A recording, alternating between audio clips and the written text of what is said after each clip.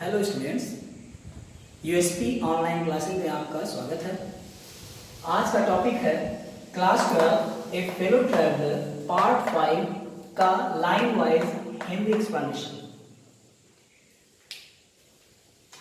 अभी तक के हिंदी एक्सप्लेनेशन में बताया गया कि एजी गार्डिनर एक मच्छर के द्वारा बहुत तंग किए गए और इनके अंदर सहन शक्ति नहीं रह गई, इसलिए ये मच्छर पर क्रोधित होते हैं और ढेर सारा प्रयत्न करते हैं उसे मारने के लिए। It was all in when. इससे पहले इन्होंने कई प्रयास किया उसे मारने का। राइटर कहते हैं कि it was all in when, सब कुछ व्यर्थ था। जितना उन्होंने मारने का प्रयास किया सब व्यर्थ था। ही प्लेड विथ मी, कहते हैं कि ही यानी मॉस्किटो मच्छर, प्लेड विथ मी, उसने मेरे साथ खेला, ओपनली खुलकर, एंड ऑस्टेंटेशियसली। ऑस्टेंटेशियसली का मतलब होता है फॉर शो, दिखावे के लिए। He played with me, उसने मेरे साथ खेला। किस तरह खेला? ओपनली खुलकर, एंड ऑस्टेंटेशियसली यानी दिखावा करते हुए। किसके समान? Like a skillful matador. Like मतलब के समान, ए स्किलफुल मतलब एक्सपर्ट, कुशल। मैटाडोर का मतलब होता है वृषहंता। इसका मतलब होता है वृषहंता। वृषहंता का मतलब होता है कि बुल फाइटिंग में वह व्यक्ति जो बैल को मार डालता है उसे कहा जाता है मैटाडोर। राइटर यहां पे मच्छर को वृषहंता मानते हैं और खुद को बुल मानते हैं।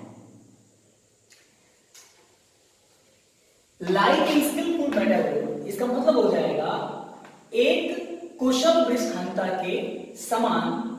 फाइनेसिंग राउंड, फाइनेसिंग राउंड का मतलब चारों तरफ घूमते हुए। एंड इन्फ्यूरिएटेड बुल, किसी क्रोधित बैल के। इन्फ्यूरिएटेड का मतलब होता है एंग्री। फिर से देखें, ही प्लेड विथ मी, उसने मेरे साथ खेला। किस तरह खेला? ओपनली खुलकर, एंड ऑस्टेंटेशियसली और प्रदर्शन करते हुए, दिखाते हुए। किसके समान? लाइक ए स्किलफुल मैटाडोर, एक कुशल वृषहंता के समान। क्या करते हुए? फाइनेशिंग राउंड एंड इन्फ्यूरिएटेड बुल, किसी क्रोधित बैल के चारों तरफ चक्कर लगाते हुए। तो कहा जाएगा उसने एक कुशल वृषहंता के समान एक क्रोधित बैल के चारों तरफ चक्कर लगाते हुए, खुलकर और प्रदर्शन करते हुए मेरे साथ खेला। इट वॉज ओबियस, यह स्पष्ट था, दैट कि ही वॉज एंजॉयिंग हिमसेल्फ, वह आनंद ले रहा था। लेखक कहते हैं कि यह स्पष्ट था कि मच्छर आनंद ले रहा था। दैट, और यह भी स्पष्ट था, इट वॉज फॉर दिस, इसी कारण से, he had disturbed my repose, he had disturbed, उसने बाधा डाली थी, my repose मतलब मेरे शांति में। repose मतलब आराम या शांति होता है। यह स्पष्ट था कि वह आनंद ले रहा था और यह भी स्पष्ट था कि इसी कारण उसने मेरे आराम में बाधा डाली थी। he wanted, मच्छर चाहता था, a little sport, थोड़ा खेलना। वह थोड़ा खेलना चाहता था। एंड व्हाट स्पोर्ट, और कौन सा खेल? लाइक बीइंग चेज्ड, पीछा किए जाने का खेल। किसके द्वारा? By this huge lumbering windmill of a creature. Huge lumbering windmill of a creature, इतनी बातें लेखक के लिए की गई हैं। मच्छर थोड़ा खेलना चाहता था और कौन सा खेल खेलना चाहता था कि इस बड़े भारी पवन चक्की के समान प्राणी के द्वारा पीछा किए जाने का खेल खेलना चाहता था। और कैसा प्राणी था ये लेखक? Who tasted so good? Who tasted so good का मतलब कि लेखक का जो रक्त था बहुत ही स्वादिष्ट था।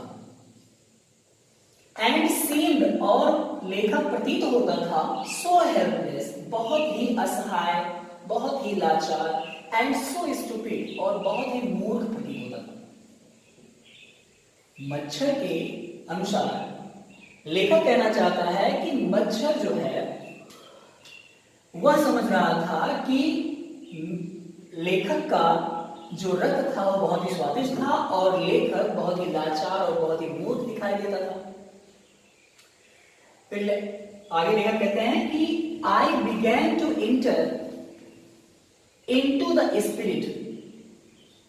Began to enter into the spirit का मतलब होता है to understand.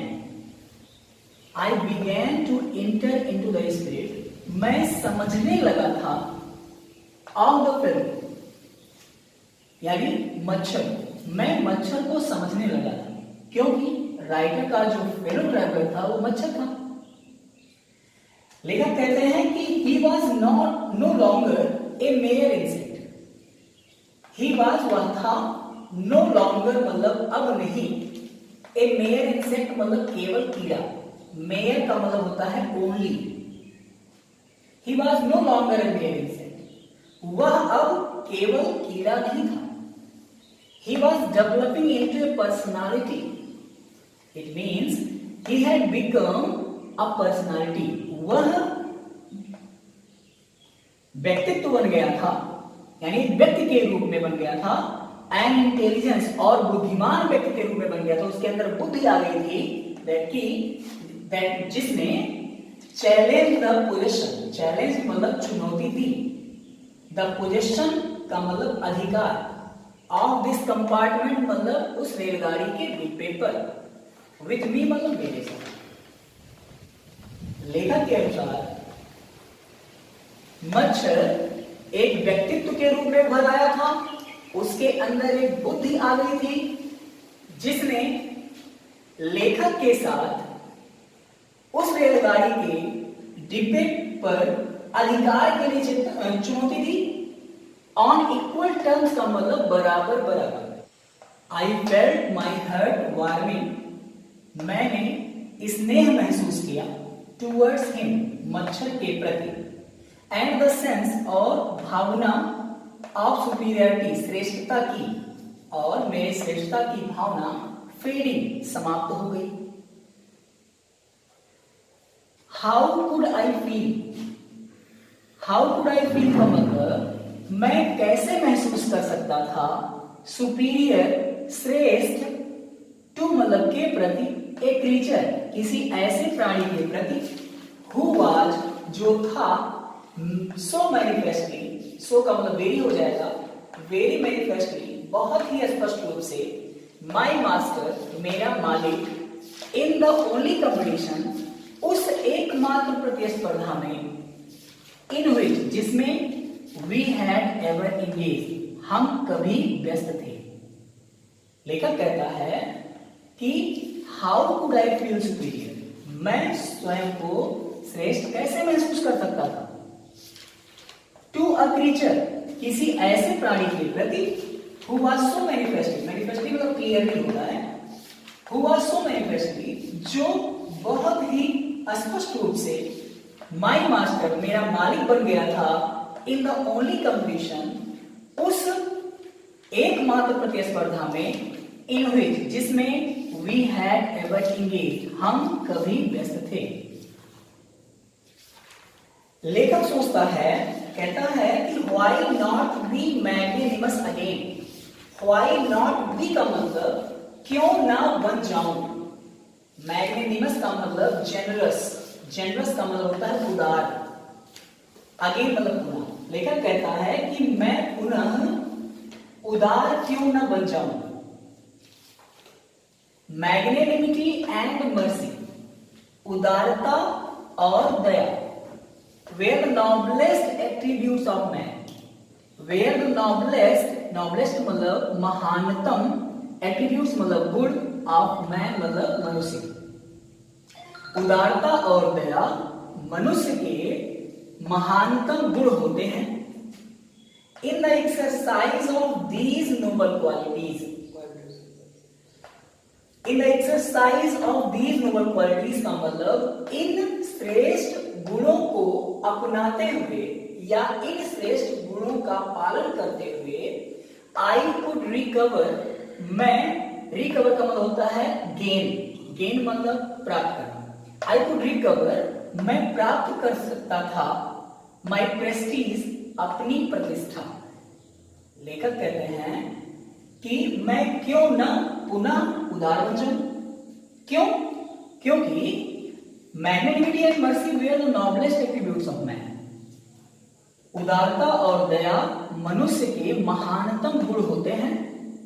In the exercise of these noble qualities, इन श्रेष्ठ गुणों का पालन करते हुए आई कुड रिकवर, मैं पुनः प्राप्त कर सकता था, माई प्रेस्टीज, अपनी प्रतिष्ठा। एट प्रेजेंट, वर्तमान में, I was a ridiculous figure. I was, मैं था, ए रिडिकुलस फिगर का मतलब हास्यास्पद व्यक्ति। रिडिकुलस का मतलब होता है हास्यास्पद, फिगर का मतलब यहां पर्सन। वर्तमान में मैं एक हास्यास्पद व्यक्ति था। ए थिंग फॉर लाफ्टर, हंसी का पात्र था। एंड डेरिजन, और उपहास का पात्र था। डेरिजन का मतलब फन। एट प्रेजेंट का मतलब यहां हो जाएगा एट दैट मोमेंट, उस क्षण, I was a ridiculous figure, मैं हास्यास्पद व्यक्ति था। ए थिंग फॉर लाफ्टर, हंसी का पात्र था।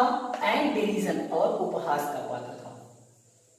आगे कहते हैं कि by being merciful, by being मतलब हो करके, मर्सीफुल मतलब दयावान, दयावान हो करके, आई कुड रीअसर्ट, मैं पुनः प्राप्त कर सकता था, द मोरल डिग्निटी, नैतिक शान। नैतिक शान का मतलब, मोरल डिग्निटी का मतलब नैतिक शान, ऑफ मैन, किसी भी व्यक्ति का, यानी एक ह्यूमन बीइंग होने के कारण दयावान होकर मैं अपनी शान को, अपनी प्रतिष्ठा को पुनः प्राप्त कर सकता था। एंड गो बैक, और वापस जा सकता था, टू माई कॉर्नर, अपने कोने में, विथ ऑनर मतलब सम्मान के साथ। आई विथड्रॉ, आई विथड्रॉ का मतलब मैंने वापस लिया। द सेंटेंस ऑफ डेथ, मृत्युदंड, क्योंकि इसके पहले मच्छर से परेशान होकर के लेखक ने कहा था कि मैं तुम्हें मृत्युदंड देता हूं, लेकिन अब अपने फेलो ट्रैवलर के बारे में, सहयात्री के बारे में, यानी उस मच्छर के बारे में ज्यादा स्नेह महसूस करने के बाद ये कहते हैं कि I withdraw the sentence of death, मैं मृत्युदंड वापस लेता हूं। आई सेड, मैंने कहा, यानी लेखक ने कब कहा, रिटर्निंग टू माई सीट, अपने स्थान पर वापस आते समय मैंने कहा कि मैं मृत्युदंड वापस लेता हूं। I can not kill you, मैं तुम्हें मार नहीं सकता, बल्कि आई कैन रिप्रीव यू, मैं तुम्हें क्षमा कर सकता हूं या तुम्हारे दंड को टाल सकता हूं। रिप्रीव का मतलब पोस्टपोन होता है। आई डू इट, मैं यह करता हूं।